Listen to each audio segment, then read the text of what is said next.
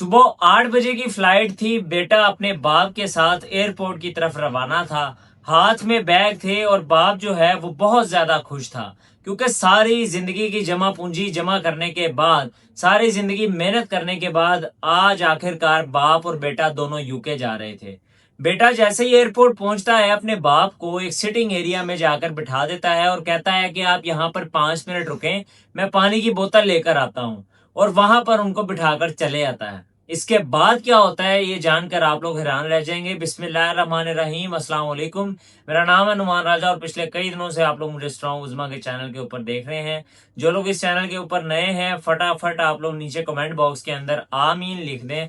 अल्लाह ताला स्ट्रॉन्ग उज़मा को जल्द अज जल्द सेहत याब करे, ताकि जल्द अज जल्द वो अपने चैनल के ऊपर वापस आ सकें और दोबारा वीडियोस बना सकें। उनकी तबीयत खराब है, जिस वजह से उनको आपकी दुआओं की जरूरत है।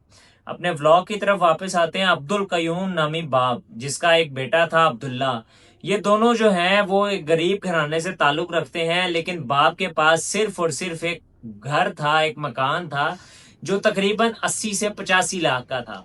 बेटा जो था वो अपनी स्टडी जो है वो इंटरमीडिएट तक कंप्लीट कर चुका था और उसके बाद उसको सिर्फ बाहर जाने की तलब होती है कि मैंने सिर्फ और सिर्फ बाहर जाना है, पाकिस्तान में नहीं रहना। वो अपने बाप को काफी ज्यादा मैनिपुलेट करता है, अपने बाप को काफी समझाता है कि हमें बाहर चले जाना चाहिए, बाहर जो है हम काम करेंगे, मैं काम करूंगा, मैं आपका सहारा बनूंगा, ये वो।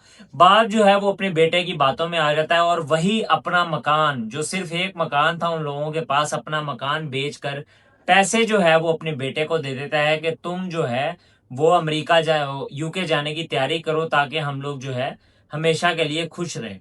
बेटा क्या करता है, अपने बाप से पैसे ले लेता है, उसके बाद वीजा अप्लाई करता है, सिर्फ और सिर्फ अपना, बाप का वीजा अप्लाई नहीं करता, अपना वीजा अप्लाई करता है। 2-3 माह के बाद बेटे का वीजा आ जाता है और बेटा जो है वो अपने बाप को झांसा देता है कि चले पापा वीजा आ गया है, हम लोग जो है वो एयरपोर्ट पे चलते हैं, हमारी सुबह 8 बजे की फ्लाइट है।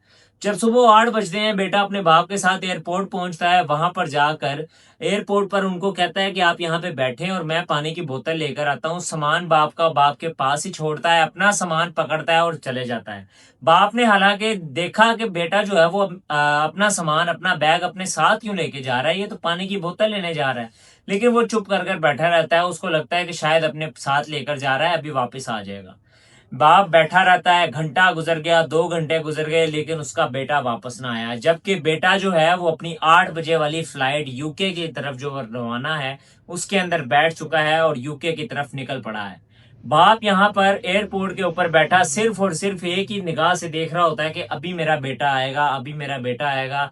हम दोनों की तो 8 बजे की फ्लाइट थी, ये तो 9 बज गए हैं, ये तो 10 बज गए हैं, ये क्या हो रहा है। वो काफी ज्यादा परेशान हो रहता है। वहां पे जो स्वीपर होता है एयरपोर्ट के ऊपर, जो कि मोस्टली आपको ट्रॉली एरिया के पास नजर आता है, वो आकर बाप से पूछता है कि अंकल ऐसा क्या हुआ है, आप जो है किसका इंतजार कर रहे हैं, लगता है आपका यहाँ पे कोई जो है वो किसी को आप रवाना करने आए थे और अब आप शायद उनको याद करके रो रहे हैं। जबकि बाप बताता है नहीं, ऐसी कोई बात नहीं है, मैं तो खुद अपने बेटे के साथ जो है वो जाना चाह रहा हूँ और मेरा बेटा पानी की बोतल लेने गया, वापस नहीं आया।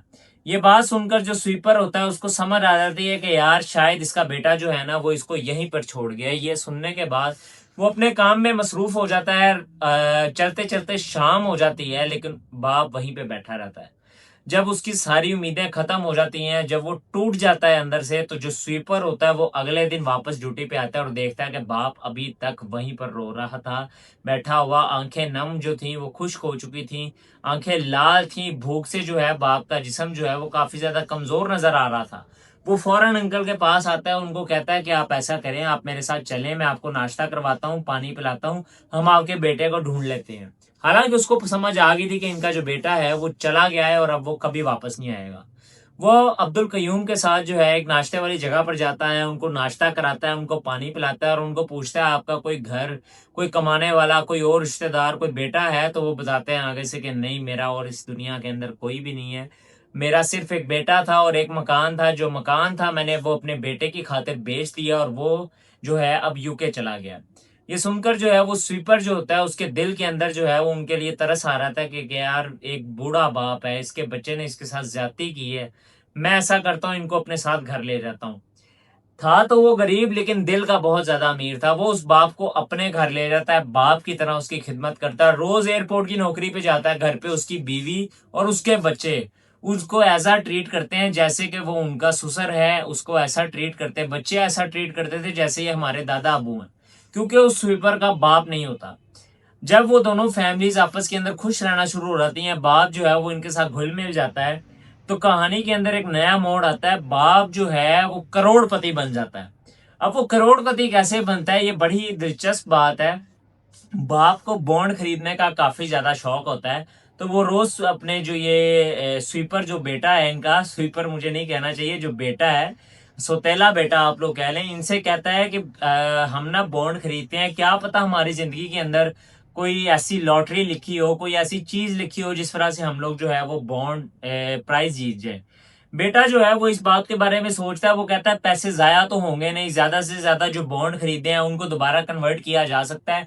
मेरे पास कुछ सेविंग्स है, मैं ऐसा करता हूँ, बड़े वाले और छोटे वाले दोनों बॉन्ड्स ले आता हूँ थोड़े थोड़े।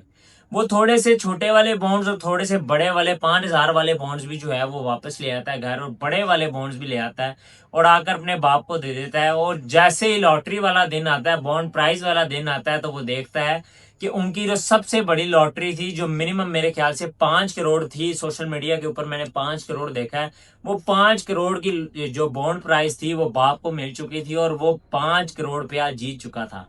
जब वो 5 करोड़ रुपया जीत जाता है तो अपनी पूरी फैमिली को कहता है कि अब हम इस किराए के घर से छुटकारा पाते हैं, हम लोग अपना घर लेते हैं और हमारा जो ये बेटा है ये काम करेगा, हम अपने घर के अंदर सुकून से रह सकते हैं।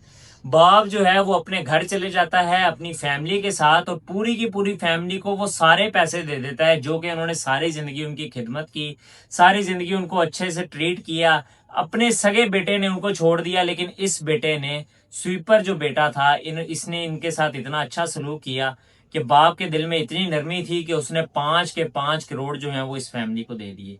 आज भी ये लोग जो हैं अपने घर के अंदर खुश हैं। वो आज भी अपनी एयरपोर्ट की नौकरी भी कर रहा है और साथ भी अपना बिजनेस करने का भी सोच रहा है। ये सोशल मीडिया के ऊपर मैंने कहानी पढ़ी, मेरा दिल किया कि मैं आपसे लाजमी शेयर करूं। आप लोग इस बारे में क्या सोचते हैं?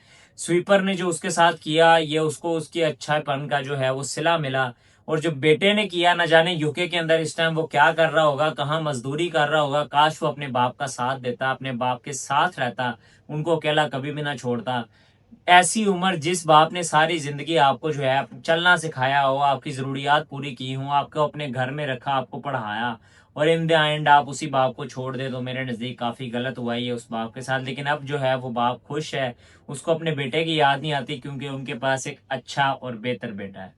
आपको इस व्लॉग से क्या सीखने को मिला है? अगर आप इस व्लॉग को क्रिटिसाइज भी करना चाहते हैं तो कमेंट्स बॉक्स जो है उसके अंदर मैं आपकी राय का इंतजार लाजमी करूंगा। मुझे आप इजाजत दें, मैं मिलता हूं इंशाल्लाह आपसे किसी और व्लॉग में। तब तक के लिए दीजिए इजाजत। अल्लाह हाफिज।